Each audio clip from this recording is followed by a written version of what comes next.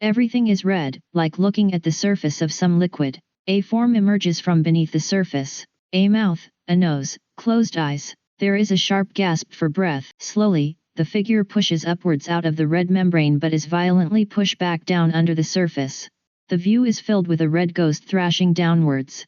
The blurriness means it is impossible to determine whether this second figure is male or female, as it violently pounds downwards with both fists, as though in a wild rage.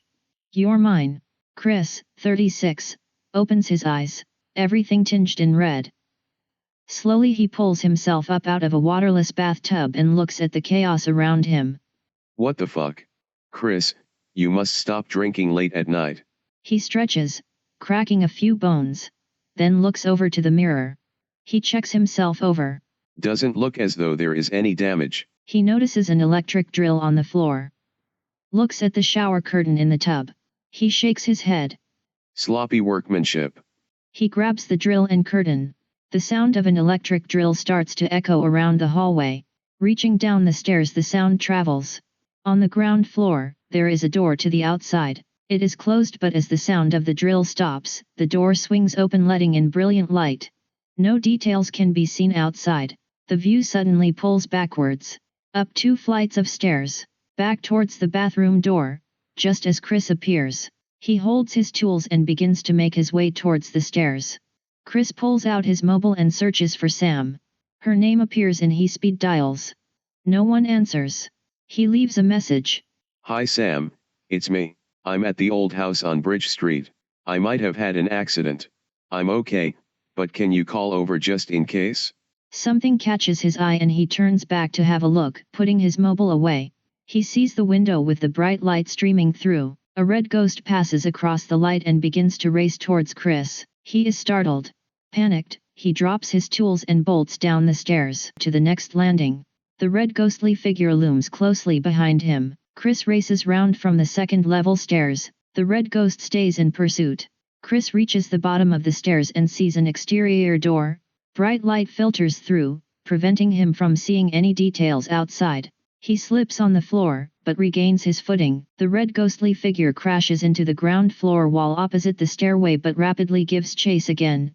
Chris pulls the door handle, which swings open wider. He attempts to leap outside, but is suddenly grabbed by the red ghostly figure, wrapping its arms around him and pulling him back inside. The door slams shut.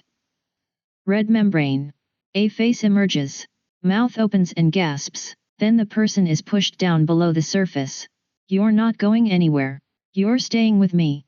Chris finds himself back in the bath where he started. The room is darker. Where's all this blood from? He climbs out of the bath. The tools on the floor are not real but children's plastic toys. Chris looks confused. He looks into the mirror and notices that there is blood on his forehead.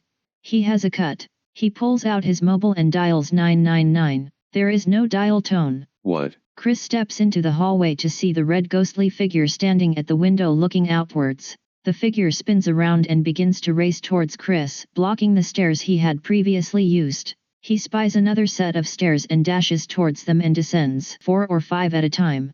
The blurred ghostly figure in pursuit. Chris's heart is pounding and his breathing grows more labored.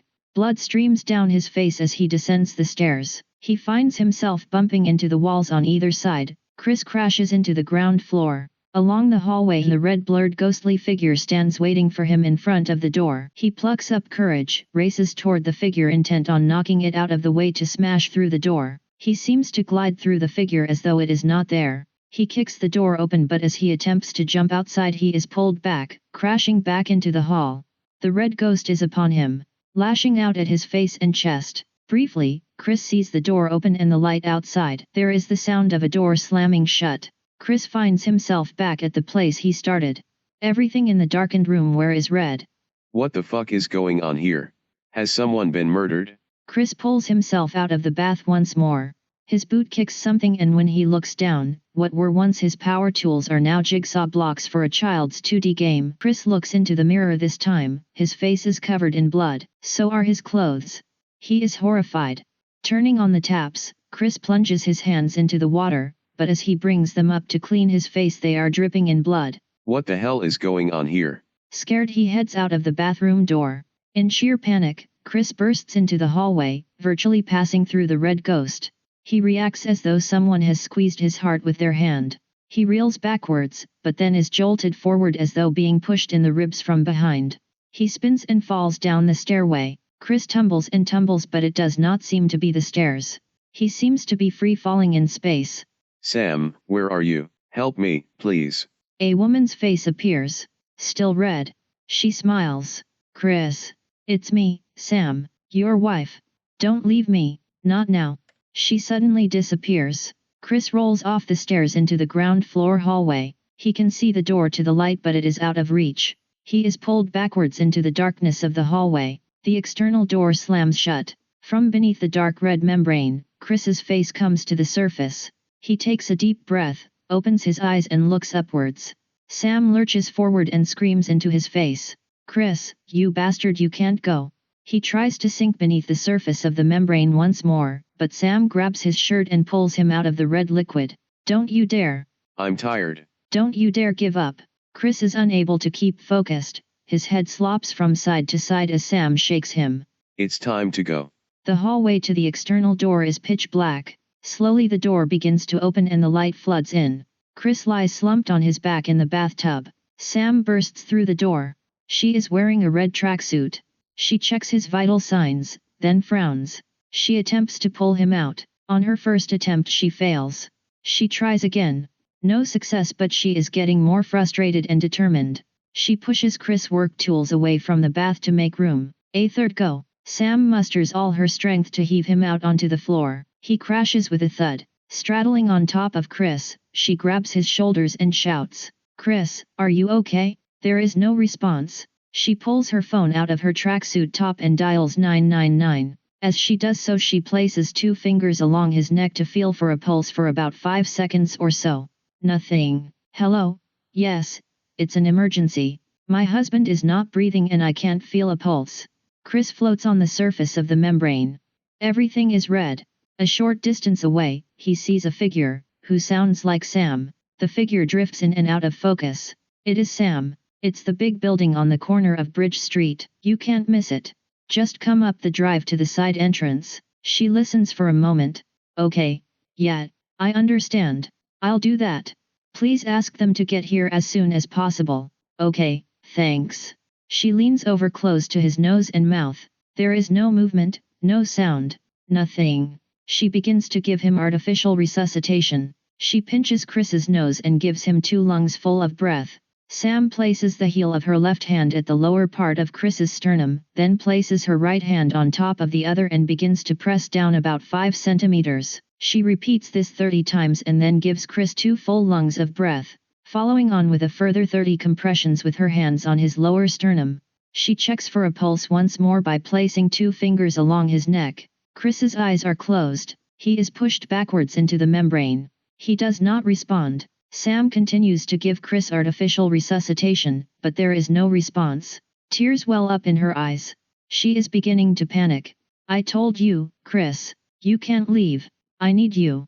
She tries again. Nothing. She leans against the wall, holding her face in her hands, sobbing.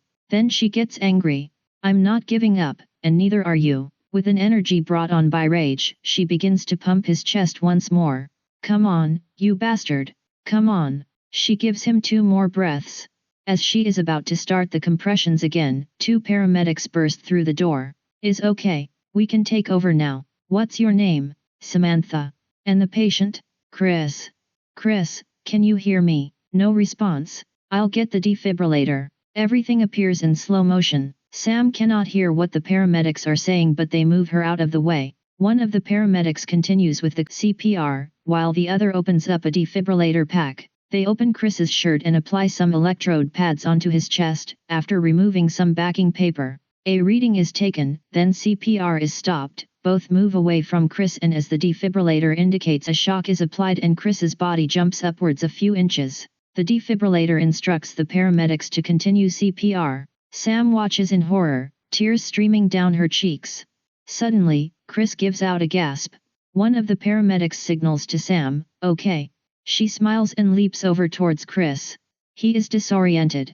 The paramedics put him on a stretcher. Sam is at Chris's side and the paramedics take him through the hallway. Bright light streams through the window at the end of the hall. The paramedics race along the ground floor hallway and burst through the external doorway. The light bursts in. Sam holds Chris's hand as they race towards the ambulance. Chris's other hand falls from the stretcher. Sam reacts. The stretcher is fed into the back of the ambulance. The view pulls back and upwards, becoming ever more distant from the stationary ambulance. One of the paramedics jumps out of and races around to the front to climb into the driver's seat. They all appear as dots. The ambulance drives off. The end.